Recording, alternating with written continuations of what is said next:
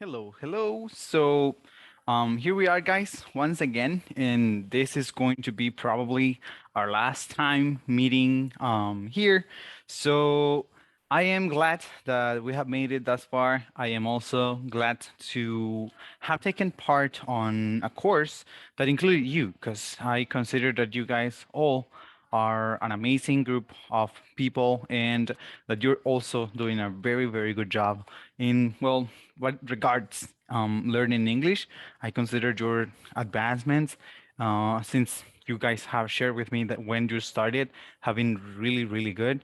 And well, it has been a pleasure for me to be part of the process that will take you to be, well, English professionals or bilinguals, fluent bilinguals. Well, so for this evening, we know that there is no more topics to be covered. Therefore, we're going to be having the opportunity to share a little more, like other topics, other information, and we're going to be learning about the phrasal verbs. And if we have time, because I have brought some interesting phrasal verbs and examples for them. But if we have time, we're also going to be covering the idioms, and hopefully we also have some spare time to go ahead and have like a final conversation as Emma wished, some spontaneous conversation, because that way we're not going to be following a script, and we're in some way we're going to be showing how we can like produce English out of nothing, out of thin air. And that is actually the first idiom. Have you guys ever heard of that? Have you guys ever heard that phrase? Out of thin air. No, teacher. Out of thin air. Yeah, that is the one common phrase that we use when we come up with an idea, which is also the use of a phrasal verb, out of thin air. This is so a phrase we use to refer to something that appeared suddenly, like it came out of nothing, as I mentioned before. So out of thin air, when something happens out of thin air, is because it's just spontaneous. Okay. Um, so there is always a question that I would like to ask you guys. It's not going to be as the ones we have had before. Today, the question is going to be more personal, and it's something that I myself need to know. The question is sort of simple, and I would like to know if you guys have any suggestions or any comments from the module, like the things we have been learning, and more specifically, my development as the tutor or the coordinator for this course. Because for me, it's really important to get feedback from the people I work with. As well, I am relatively new. I have been teaching only for like 3 years at this point. And I think there is always room, for improvement and for things to, well, to get better and for myself to get better. So I would like to hear your opinions, your comments, and suggestions if there are any. Most importantly, if you have any suggestions, I will totally appreciate them. And yeah, so maybe we can start with you, Joel, to break the ice. Do you have any comments, suggestions, or anything you would like to add? um, about you, no, teacher. You were an amazing teacher. You always try to help us explaining a little bit more in easy words, in an easy way, and I appreciate that very much. Thank you. Okay. Okay, very good. How about Emma? Would you happen to have any comments or suggestions? Mostly if you have suggestions, because that's what I care about the most. So Emma? No, I don't have anything to say about it. It was a great experience, and you are an amazing teacher. Okay, I'm flattered and well, thank you. Thank you very much. How about you, Melissa? Would you happen to have any suggestions or comments about the class? Hi, teacher. Good evening. Good evening. Only comment. I really could like your class. Uh, were very interesting and dynamics, Okay. and I think that I learned uh, a little, but I can learn. And I would like when the teacher is how do you say sociable? it will be, Friendly? yeah, friendly. That is a very good option. I was looking for another one, but friendly is a really good option. Okay, only that, teacher. Okay, thank you very much. In the case of you, Mariela, I don't know if we have had you before, but would you happen to have any Yeah. comments or suggestions? Good evening, teacher. Good evening. My second name is Mariela, and all the people call me Mariela, but you always say me Evelyn, so Oh, it's the same person. And okay. I put Mariela because I'm driving, so Oh, it's okay. the cell phone. But no, I don't have any suggestion. I think I'm really happy because I learned a lot of new things that I really don't know before. And my suggestion is just continue because you are a great teacher and you really have the patience to your students for you are really care of the students to learn. So that's really, really good. Okay, thank you very much for that. And I appreciate the comment. Now, Beatriz, in your case, would you happen to have any suggestions or any comments about my development during the course?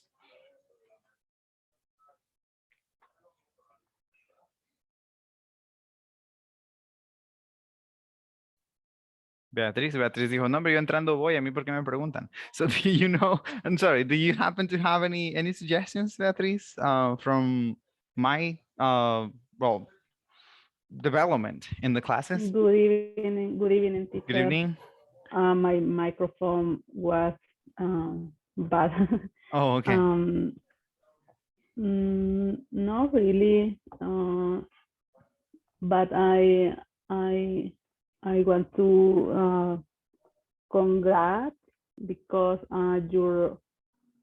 your teaching is very interesting, and I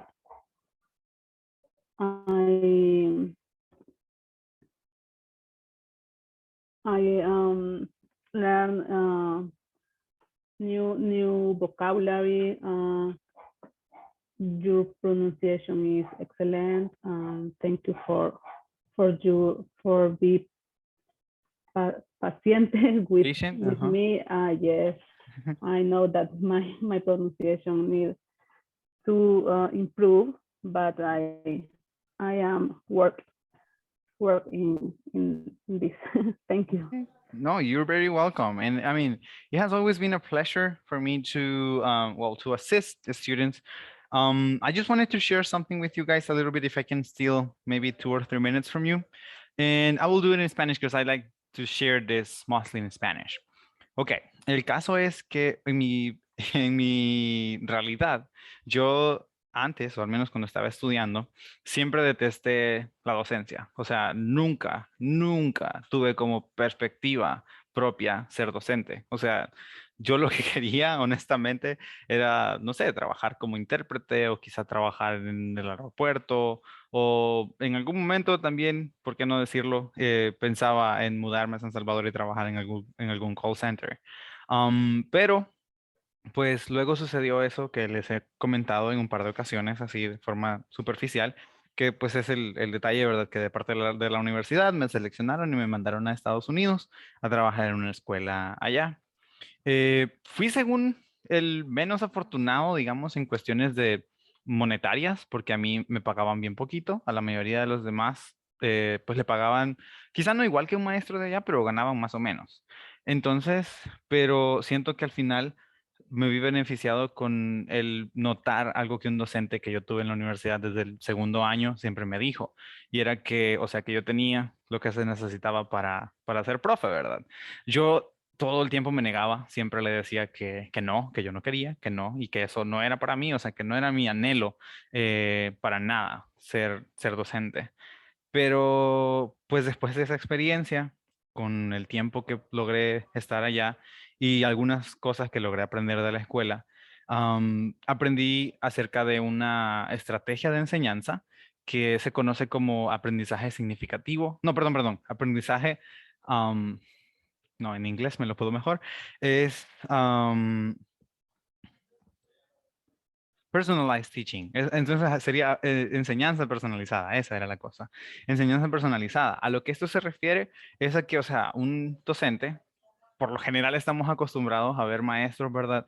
Que son autoritarios y que casi siempre consideran que son los únicos que conocen y que tienen la razón.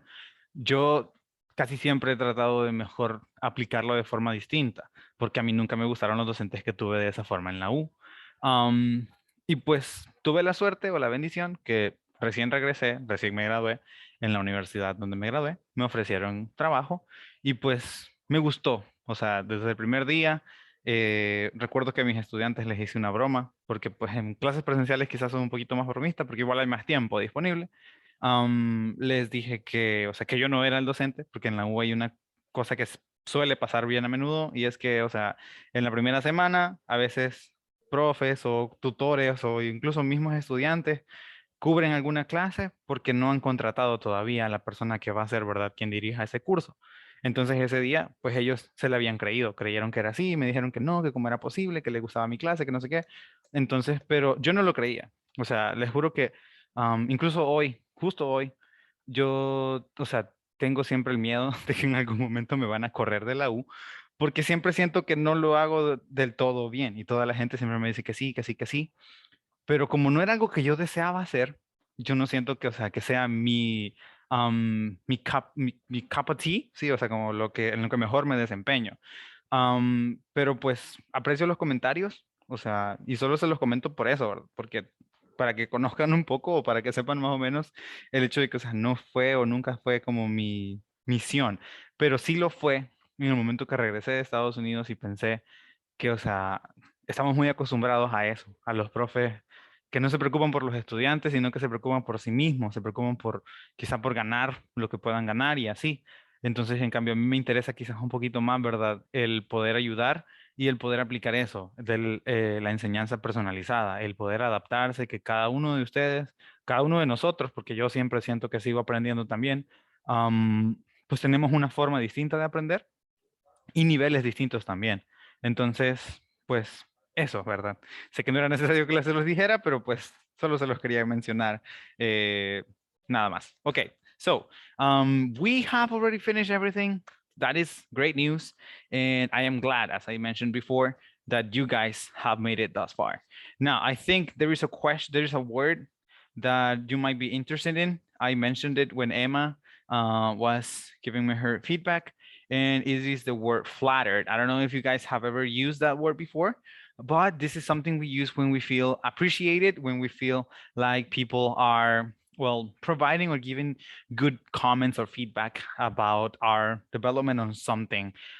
Even, for example, when you look good, let's say you are a boy, in the case of Joel, and you just got a haircut, and then people tell you like, "Whoa, bro, that haircut looks amazing on you," or "You look amazing on that haircut," depending on how they want to structure it.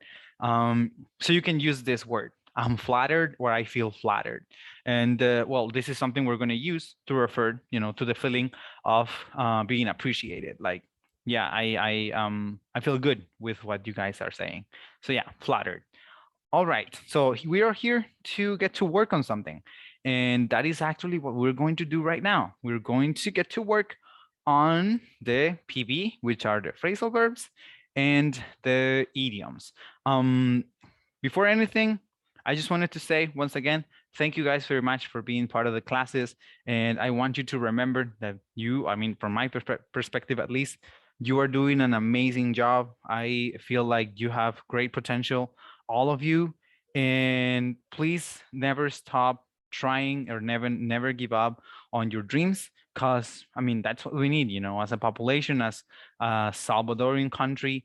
We need to continue pushing forward because we are strong, and you guys are a good proof that, I mean, our country has what it takes. So you are also an amazing blessing for our country, as you have done, or you have made this decision, like you are going to learn English and you are doing it in a very, very good way. I appreciate the opportunity of guiding you through this module. I am to some extent sad that Corporativo has, this structure in which we don't have the opportunity to work with the same people again. but it has been a pleasure for me to be here with you guys. And I totally hope that you are going to do amazing after, you know, we're done with all the courses and all the modules. So yeah, keep on going forward, sorry, and continue the great work. Okay, after that has been said, we are now going to go ahead and talk about phrasal verbs. The first one we have is go off. Go off is a phrasal verb we're going to use not only as it says here, it's more specifically used with alarms.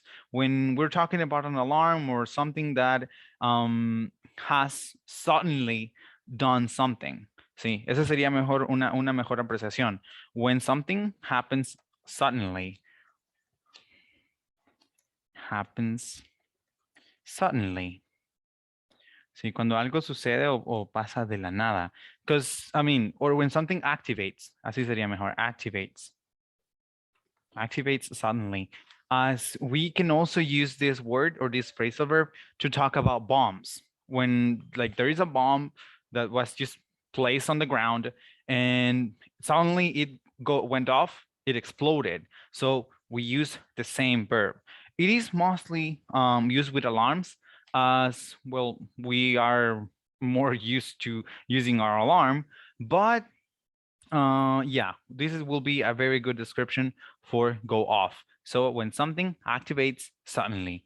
Okay, how this is gonna go tonight is that I'm going to provide the explanation for the phrasal verbs, and you guys, any of you, is going to read the example. So who would like to be the first person on reading the example we have for the phrasal verb go off?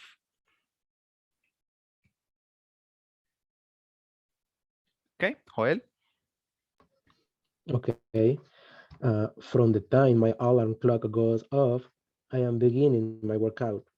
All right, very good. So from the time my alarm clock goes off, I am beginning my workout. Very nice. Now, here there is a detail, a very important detail. When we talk about alarm clock, we are talking specifically about this tiny boxes that people normally have on their night table. So yeah, alarm clock is not going to be the same as an alarm that you may have in your phone. So alarm clock is a specific device. But this is a very good example. Okay, second one up will be wake. And here we have the fact that we can put something here in between. So wake somebody up. Yeah. So this is one of the phrasal verbs that can be divided. Every time you see this, that there is like something like this in the middle, it means that this is a phrasal verb that can be divided. So here we have it. Wake somebody up. So the ESB is going to mean somebody, which means that you can only place the name of a person or a reference of a person in between the phrasal verb. And when you see STH, it's going to mean something.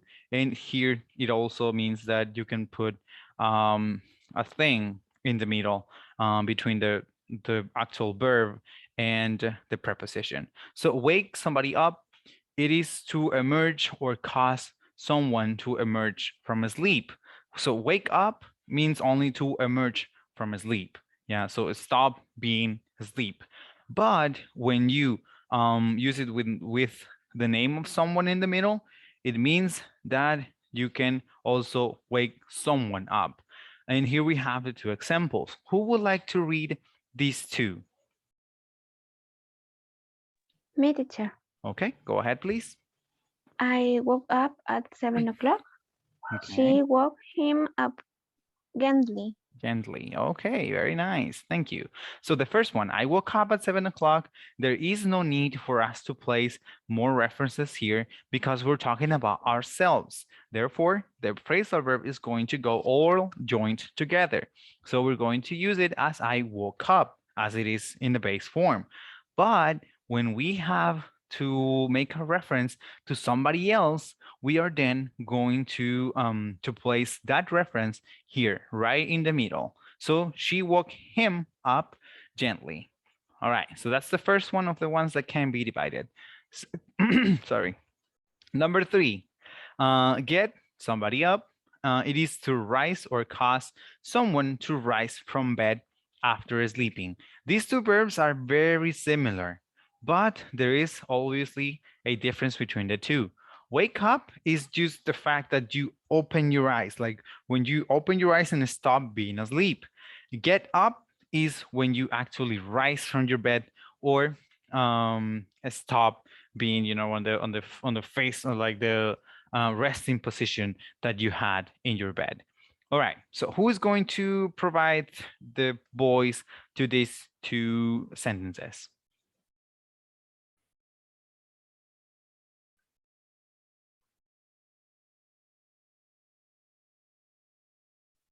Nadie?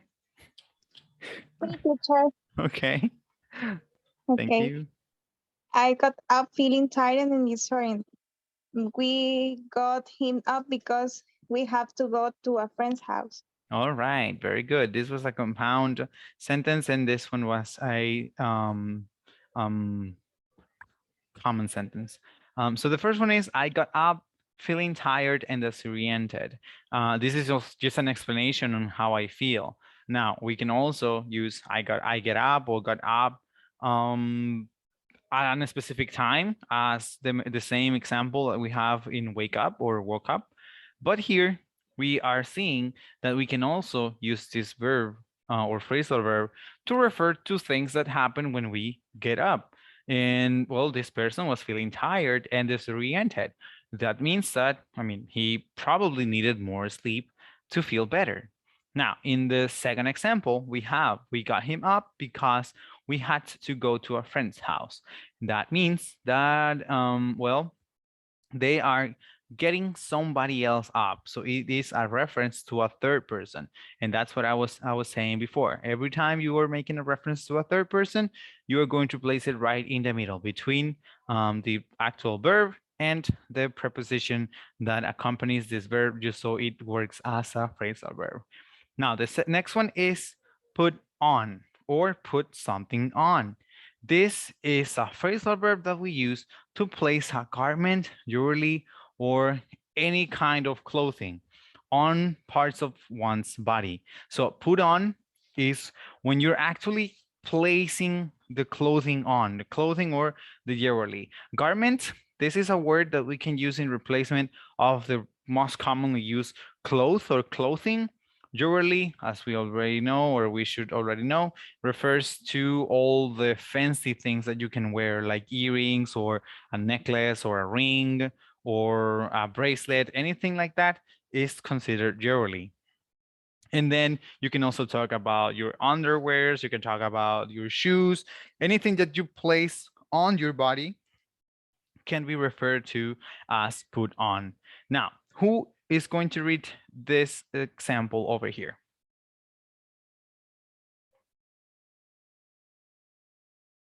We still have two people who haven't participated, Beatriz and Emma. So who of you guys will be willing to read this example?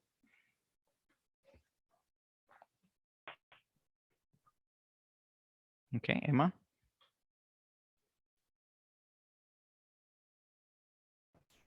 Beatriz said that she wanted to read it.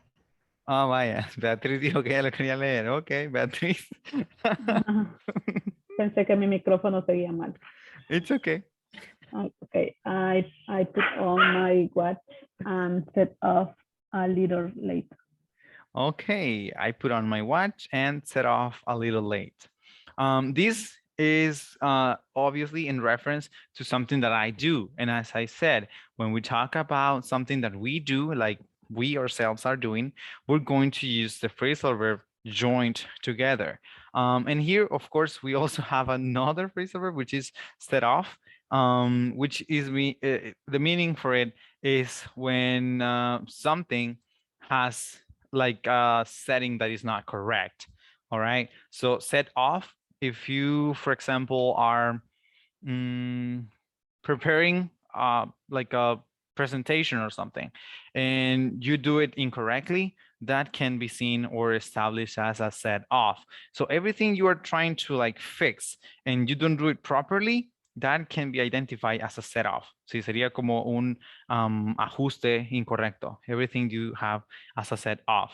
Now, you can also divide this one here. We don't have an example for that, but you can also use it in a sentence as the following. Maria is putting her shoes on to go to the store. So there we have the example in which we see that Maria is, and then put, or it is a participle form of the verb here. It will be putting her shoes. So that is the thing that she's putting on. So she's putting her shoes on. And then we have the completion of the sentence, which is going to be to go to the store. So that is the way in which you can use it divided. All right, next one up is going to be dress up. Dress up is going to be one of the first or the next ones that can not be divided. Here we are missing some of this. There we go. And my bad, this is kind of a mess down here. There we go. So the first one, dress up. Dress up is to put on a smart or formal, smart or formal clothes. Smart, this is a word we're going to use to refer to things that look smart. And when we talk about smart in English, we are referring to things that make it look shape, in shape or in good shape. For example, people who wear glasses are normally seen as smart people because, well, we assume that they read a lot, that maybe they use a computer a lot, and probably they study a lot. Therefore, they are smart or seen as smart. In the case of clothing, well, formal clothing is also seen as smart because we suppose or we assume that only people who study a lot get to wear smart clothing. Therefore, smart can be any kind of like suit or dress in the case of the girls. So smart or formal clothing refers to that. Dress up. Esto no se va a usar, ¿verdad? Con simplemente el acto de vestirse, sino cuando nos vestimos, o como decimos en español o nosotros, ¿verdad? Usar ropa de vestir, ¿sí? Entonces, así es como vamos a utilizar el dress up. No es que siempre, ¿verdad? Que alguien se está vistiendo, that person is dressing up. Okay. And the example, who is going to read this example?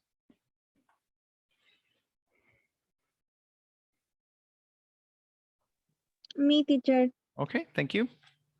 I only dress up on special occasions like weddings or other celebrations. Okay, there we go. So here we have a very good example on how we're going to use dress up. And I think Salvadorians are normally the same. I mean, there are some people who obviously for their job requirements, they have to dress up like every day.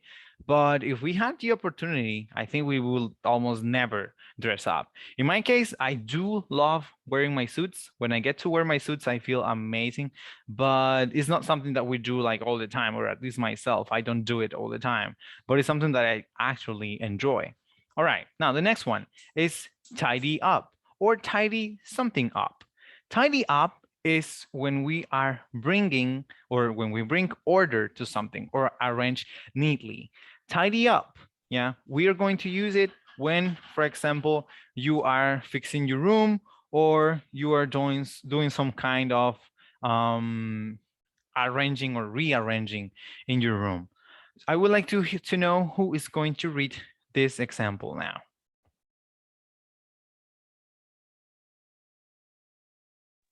Me, teacher. Okay, go ahead.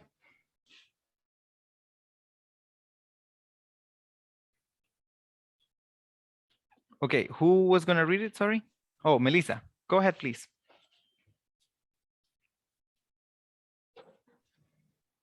Hi, teacher. Can you hear me? Yes, yes, yes.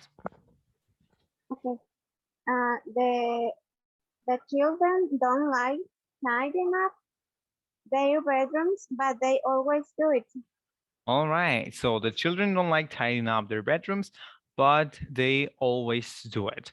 The other way in which we can use this one, remember, this is not one we're going to use with words in between. When we have tidy up, it is most commonly going to go after the phrasal verb.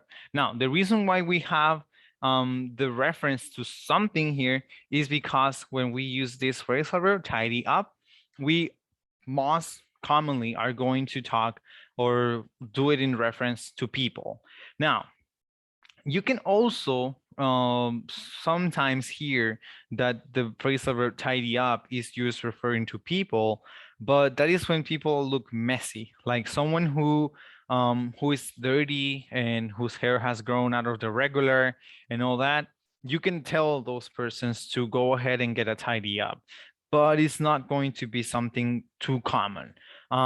But for the most part, you're going to be seeing the tidy up reference to things, like use it to refer to something specifically. All right, the next one is switch something on or switch on. Start the flow of or operation of something by means of a tap, switch, or button. So switch on is when you start the flow or the operation of something. Who may be the one who reads this this sentence here, please? Or who's willing to do that?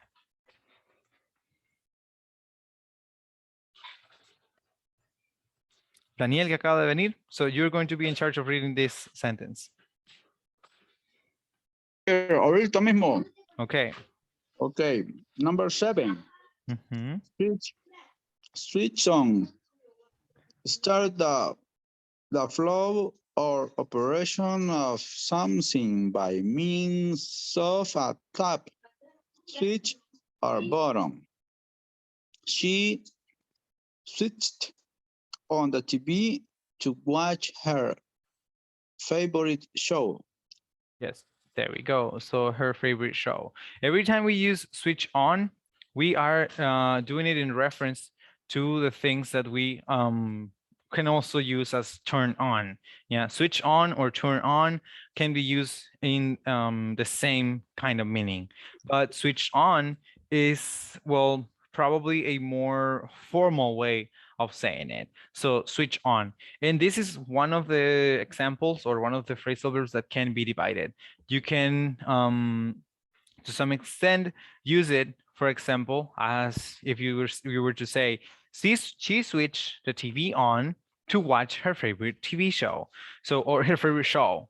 So you can, here, you can do it like this as well. She switched the TV on to watch her favorite show. Both of the sentences are going to work exactly in the same kind of meaning, because this is one of those phrasal verbs that has that characteristic and it can be divided. Now, the next one is take something off. It is used in reference to removing clothing from one's or another's body. Take off. Another of the ways in which you're going to be using take off is going to be in reference to aviation. So Emma, if you would like to take that into consideration, it is another of the ones that we normally use, take off. So take off, when we are talking about planes that are leaving the ground, that is also a verb that we, or a meaning that we can give to the verb take off. Tell me, Joel.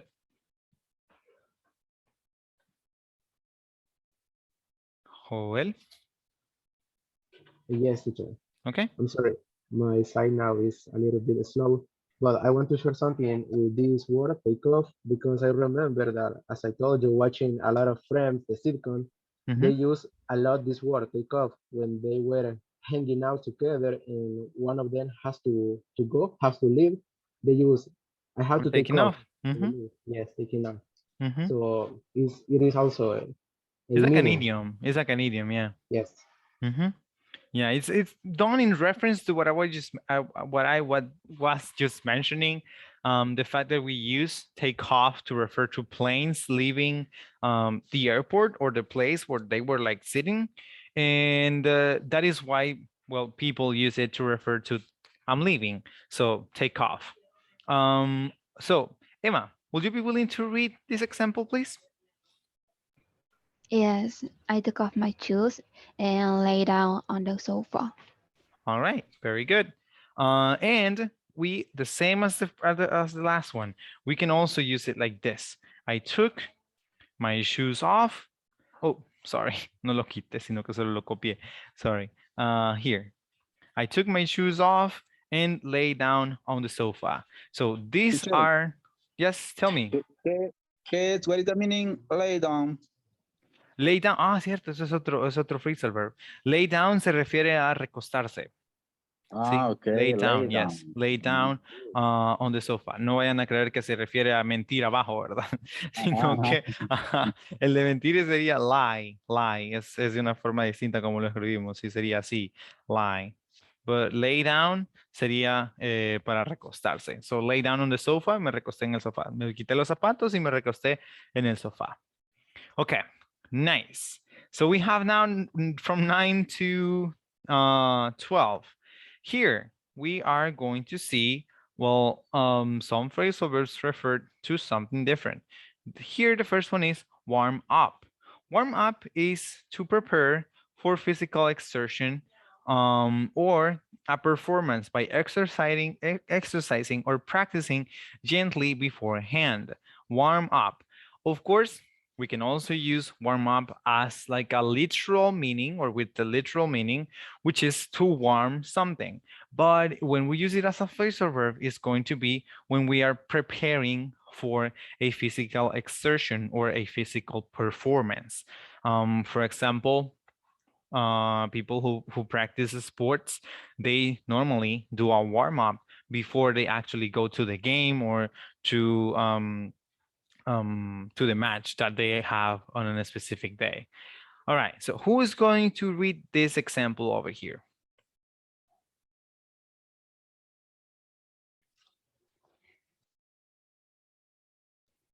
Solo uno. No se apuren. Joel. Okay. Joel? Cool. Me. Okay. I always warm up thoroughly before going out for a job. Okay, I always warm up thoroughly before going out for a jog.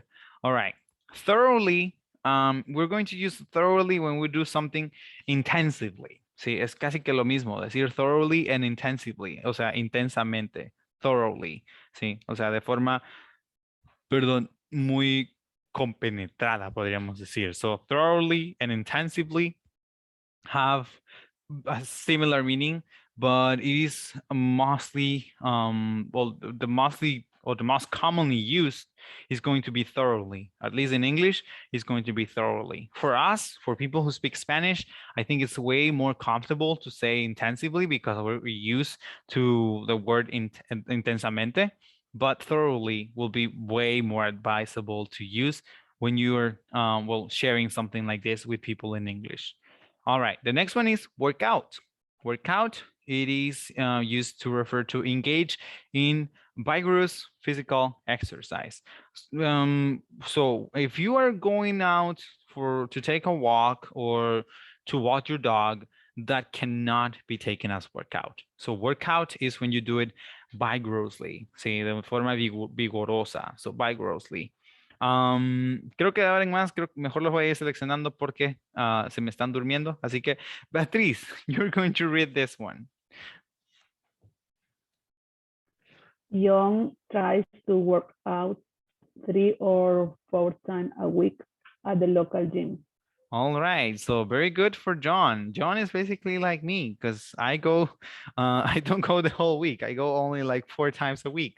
So yeah, John tries to work out 3 or 4 times a week at the local gym. Very nice, good for him. All right, here we have another one of the ones that can be divided, and it's let in or let somebody in. It is to admit someone to a room, building, or area.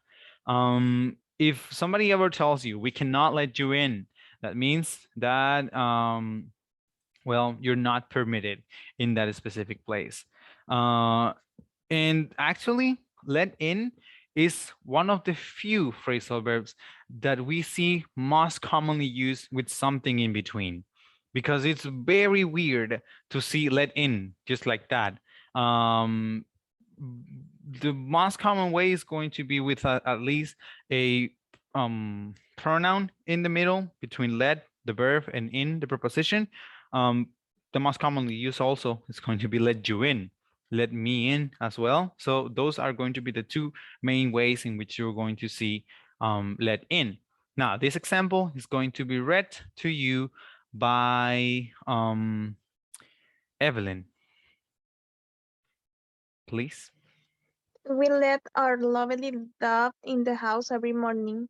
Okay, very good. So here we also have a good description.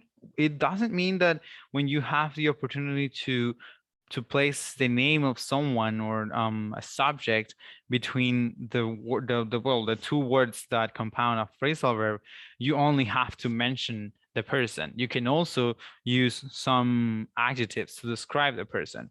And here it is not necessarily a person, it's a pet, but this example provides us with a better idea on how the people perceive the pet. And well, yeah, here we have a very good example on how to use let in. And as I mentioned, please remember, let in is going to be one of the few phrasal verbs that come with, well, that characteristic in which they are almost always divided. Like it's very weird to see let in together, the two words together. Okay, come in. This one is more commonly seen as, well, the two words being together. Come in. When we use this one, when we enter a room, building, or other place. Very simple. I think this is one we already know from high school. We all probably have seen it before, have used it before. So come in. The example is going to be read to you by Daniel. So Daniel, read only this section, only the example. Okay, teacher. Please come in and sit down. Very good. Very, very good. Nice. Thank you very much. Now we move on into, well, from 13 to number 16. So these are the next phrasal verbs. Move over. Move over. It is to adjust one's position to make room for someone else. Move over. Sí, es como les digo, aquí vienen ya algunos de los que son muy específicos. O sea, hay phrasal verbs que son de verdad que súper específicos a lo que se refieren y move over sería uno de estos. Se puede utilizar también scoop over, pero ese es como más con como con cherada, podríamos decir, ¿verdad? Scoop over, scoop, scoop, scoop sería una frase que ustedes escuchen en algún momento, como cuando alguien está molestando, ¿verdad? Que hagan espacio para alguien más. Scoop over. Pero lo más común sería el move over. Pero move over entonces se refiere a moverse o hacer espacio para que alguien pueda o estar en ese lugar o sentarse, más específicamente, ¿verdad? This example is going to be read by Melissa. So, Melissa? Could you guys move over so I can sit down as well, please? All right, very good. So this is a friend or a person who is requesting a space to sit. So could you guys move over so I can sit down as well, please? Sit down, once again, is a phrasal verb that, well, this is the most common way to refer to somebody sitting on a place. Because sometimes, or sit, the verb sit, like singularly, is mostly used to refer to things that are placed in a table or somewhere. So sit is just sit there. Sí, o sea, sit casi nunca se usa solo para referirse a sentarse. Para hablar acerca de sentarse, por lo general lo usamos como sit down. Casi nunca se deja solito, ¿verdad? El verbo sit. A menos que sea una indicación, en ese caso sí. Si ustedes le dicen a alguien como un estudiante, a un niño, sit, o a una mascota también, es más una indicación, una orden que un verbo, ¿verdad? O sea, que se comparte o se explique alguna situación específica.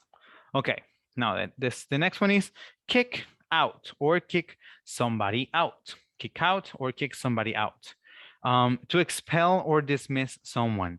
So when somebody has done something wrong and we don't want that person there anymore, it can be a club, a school, or even a WhatsApp group. So we don't want anything to do with this person. We expel the person, we just take them away from that place. So expel or dismiss someone it is going to be used as kick out. Now the example is going to be read by Emma. Oh wait, is she gone? Oh no, here she is. Yes, yes, I'm here. And they kicked me out of the club after the fight. Okay, so because you I were have a fighting. question Okay, about tell it. me. Uh-huh. Can I use that word, well, that phrasal verb in the case of a bad friendship and I don't want to talk with that people and I said that I phrasal verb I or kick him not? out. I kick him out of my life, or kick somebody out of my life. Yes, about, well, maybe we had a good friendship, but we have some issues with problems, something like that. And can I say that word? Well, the Yes. phrasal verb. Yes, you can use Okay. that one. You can either use this one, or you can also use kick away. When you kick out someone away as well, that is just expelling them from your life, like just putting them out of sight, or away, as it literally mentions. So yeah, but kick out will be another of the ways in which you can refer to, well, expelling somebody from existence in your life. All right. Next one up is drink up. Yeah, drink up. Drink up, quickly consume the rest of a drink. So drink up can also be used to give someone the order of drinking. You can see this phrase in movies, like when there's like a difficult situation and somebody comes up with a drink and just sits the drink on the table and tells you drink up. That is like, okay, go ahead and drink so we can like put aside this weird situation we have here.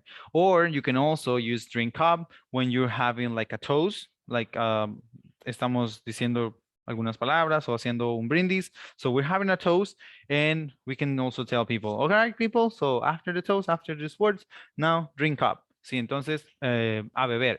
So we can use it also with this other meaning, to consume the rest of a drink, like fast. This example is going to be read by Joel, please. Me? Mm-hmm. Okay. She drank up what was left of her beer and left in a hurry. All right, very good. So she drank up what was left of her beer and left in a hurry. And here, once again, this is more like an idiom. It can be used in a literal way, but when you leave in a hurry is when you leave immediately. Like you only spend tops only one more minute in the place, but when you leave in a hurry, it's because you want to go away as quickly as possible. All right, next one is pick up. Answer a telephone call. Pick up.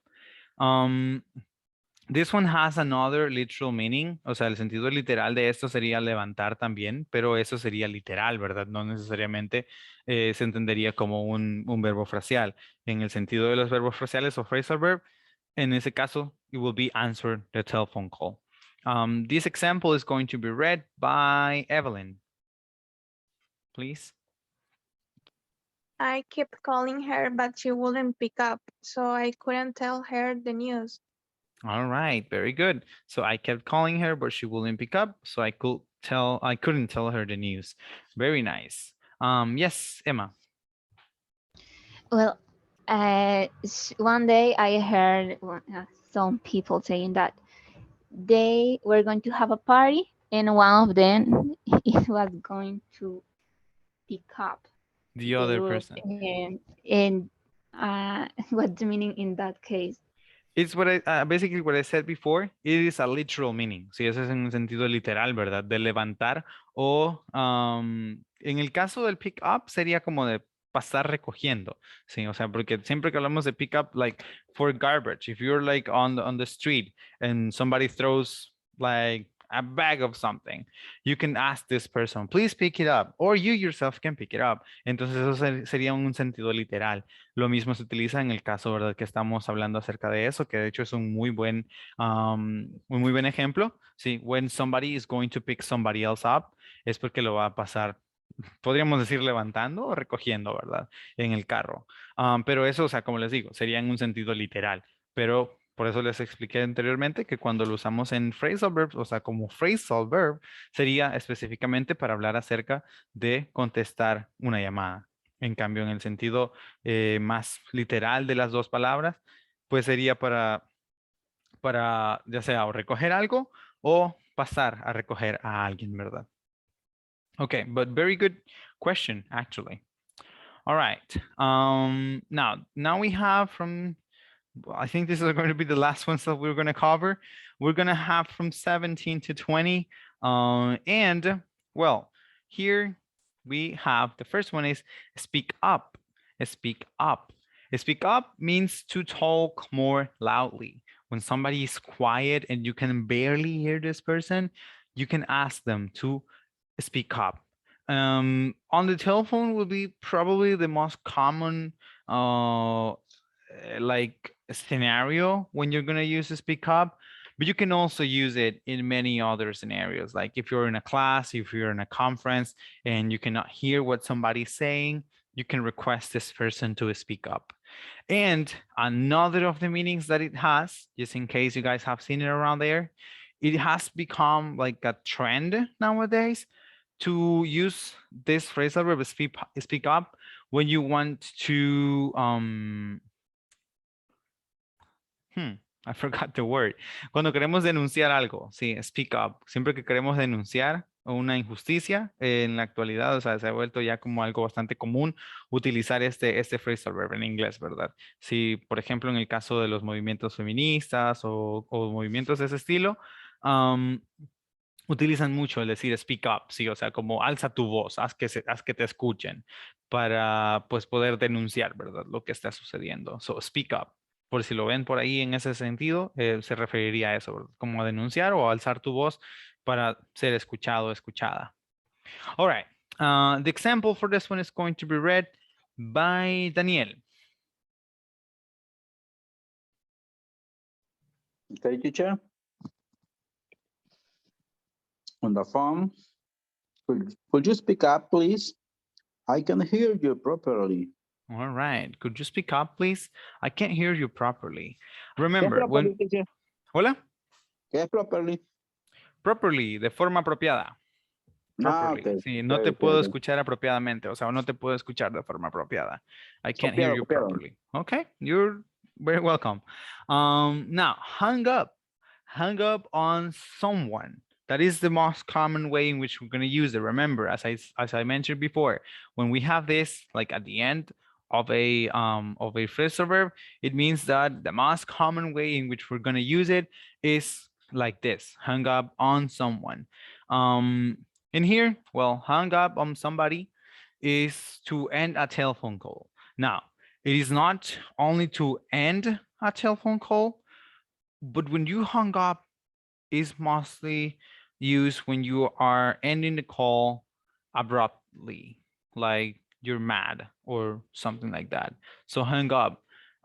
We can also use it to end the call, like, yeah, but the most common way in which we're going to use it is to finish the call or to end the call abruptly, like you're mad or you're sad or you just didn't want to talk anymore, so you just hung up. You didn't want to hear anything from this person anymore. This example is going to be read by Beatriz. Please.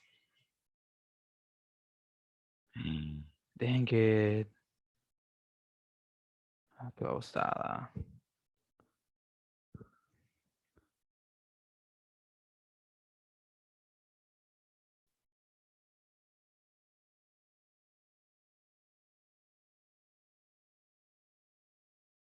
Look, can you guys hear me? Because I kind of like disconnected there for a minute. Yes, I can. Yes, Okay. teacher. Okay. Sorry. Beatriz? She hung up on me when I told her I was done. Perdón. Aquí sería así. What I had done. Así nada más. Sorry. So she hung up on me when I told her what I had done. Sí. O sea, ella me colgó cuando le conté lo que había hecho. Sí. She hung up on me when I told her what I've done. Así se presenta, ¿verdad? Lo que les había comentado. O sea, que hung up por lo general se usa, o sea, cuando estamos molestos, cuando algo no nos gustó en la llamada. So we just go ahead and end the call abruptly. Okay, next one, chill out. Nowadays, we don't normally use chill out. Like if it's on a text, you will normally just say chill. It is not really that common to see the chill out, the full version of the phrasal verb, but still it is used sometimes.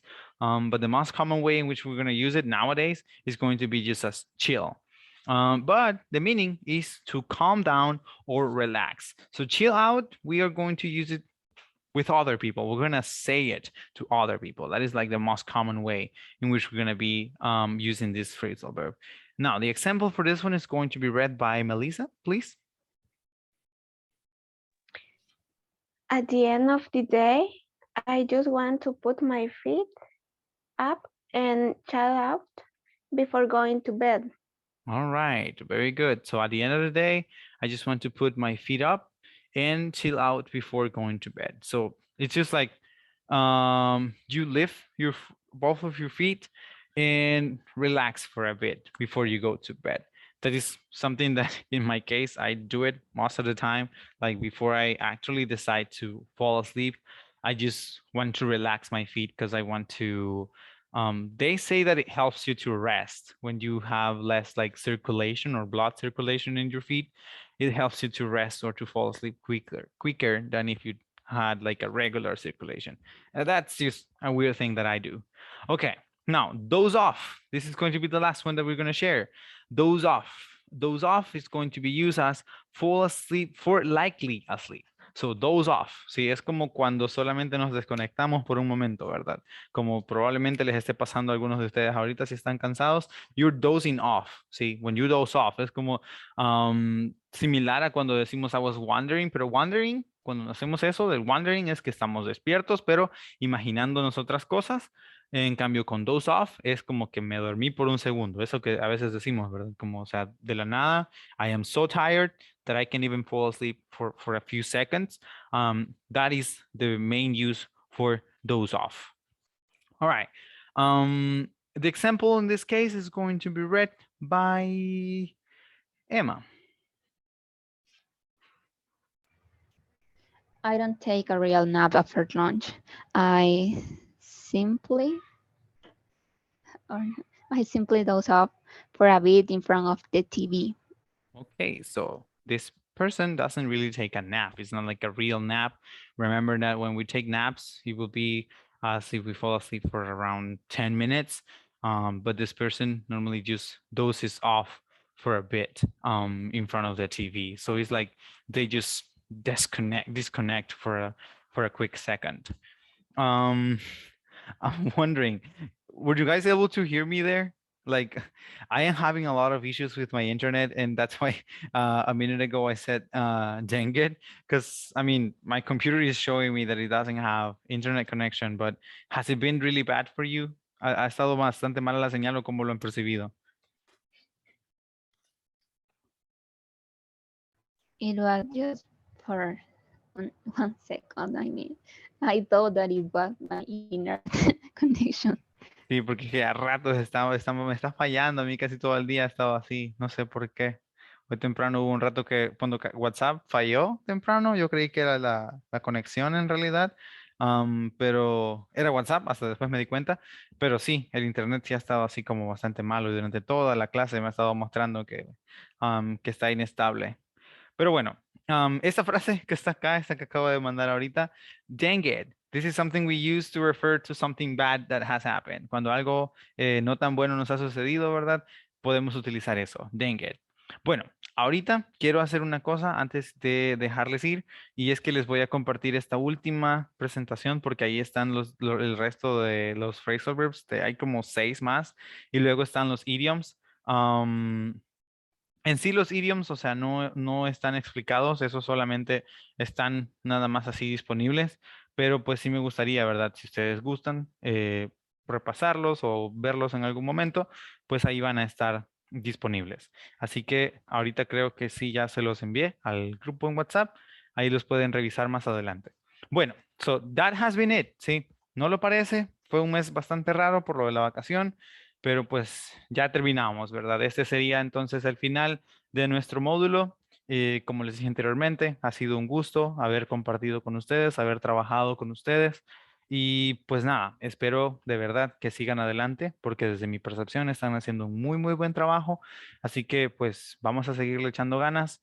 Y agradecido nada más por la participación, ¿verdad? Que siempre tuvimos en la clase. Yo sé que era un grupo pequeño y que les tocaba a todos estar repasando o practicando, ¿verdad? Más seguido, pero pues es lo que hay y creo que incluso puede ser hasta mejor, ¿verdad? Para la práctica y la atención más directa que pudo haber existido. Bueno, so thank you guys very much for your attention and participation during the whole module. I am not going to see you neither on Monday, neither later. We don't know yet. But I am really glad to have had the chance of working with you, and I appreciate all you guys have done in this module. So see you guys later. Have a really good night and have a really good life. Gracias por todo, teacher. Thank you, teacher. You're very Bye. welcome. Teacher, Bye-bye. Gusto. with you. Okay, bye-bye, guys.